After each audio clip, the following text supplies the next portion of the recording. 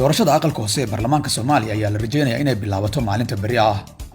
Doorashadan oo dhowr jeer baaqata ayaa ku bilaaban doonta 2 kursi oo golaha shacabka ah oo ka imaanaya dhinaca reer waqooyiga. Doorashadii aqalka sare weli ma dhamaanin. Waxaa loo dareerayaa doorashada golaha shacabka iyadoo weli galmudug ay ku dhagan tahay 2 kursi oo ka harsan aqalka sare. labada kursi ee bari la dooran doono mid waxa u sharaxan ra'iisul wasaare ku-xigeenka Mahdi Qadar Guuleed. Kursigan oo tirsigiisu ahaa Hob 239 waxa 4 sano la soo dhaafay ku fadhiyay xildhibaan Xuseen Carab Ciise. Inkastoo ay dood hoose ka jirto sida uu ra'iisul wasaare ku-xigeenku u qaadanayo kursigan oo lagu eedeynayo inuu xoogayo mid ka mid ah jufooyinka hoose ee beeshiisa, haddana isaga ay u badan tahay inuu ku soo bixi doono kursiga. Kursiga labaad ee bari la dooran doono waa Hob 237. Waxa 4 sano la soo dhaafay ku fadhiyay Biixi Iimaan Cige.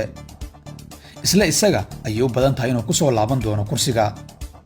Labada kursi sababta la isku raaciyay waa inay isku erga yihiin oo 101 qof ayaa isla dooran doona labada kursi oo isku xarig ah. Ergada ayaa isdiiwaan gelisay shalay, sidoo kalena musharaxiinta ayaa isdiiwaan geliyay. xildhibaan Xuseen Carab Ciise oo kursiga Hob 239 hore ugu fadhiyay ayaa si weyn u cambaareeyay ra'iisul wasaare ku-xigeenka oo sida uu sheegay boobaya kursi uusan xaq u lahayn, laakiin cidna uma joojin qayladhaantiisa. In Mahdi Guuleed lagu bilaabo doorashada xubnaha aqalka hoose ee waqooyiga waxaa loo raacay xasaanada sare iyo sidoo kale in aqalka sare ee reer waqooyiga lagu bilaabay Cabdi Xaashi oo darafka kala hogaamiya. labada kursi ee bari la dooranayo tartan culus kama jiro. Dhanka siyaasadda marka laga eego, madaxweyne Farmaajo ayay ka dhigan tahay inuu bari heli doono labada kursi ee ugu horeysa doorashada golaha shacabka ee sanadkan.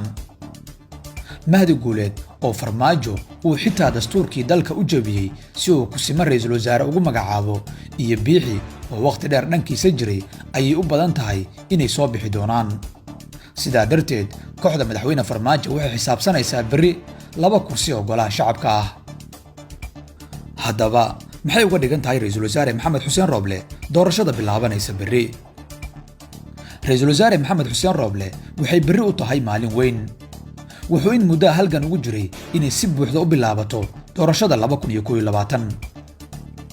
inkastoo bishii Juulaay ay bilaabatay doorashada aqalka sare, haddana waxaa si weyn shaki looga qabay bilaabashada doorashada aqalka hoose. waxay bari ka dhigan tahay inuu Rooble toos doorasho u geliyay dalka. waxaa xirmaya walaacii ku saabsanaa waqtiga la bilaabi doono doorashada golaha shacabka, waxaana hadda loo wareegayaa waqtiga ay ilaan karto. Rooble oo inta badan isagu awood ku leh dhaqaaqa doorashada si gaar ah mid reer waqooyiga oo xafiiskiisu uu jaangoynayay ayaa hadda looga fadhiyaa sida uu maamul goboleedyada ugu cadaadin doono inay bilaabaan doorashada golaha shacabka iyo sida uu galmudug uga soo fujin doono labada kursi ee ku harsan ee aqalka sare.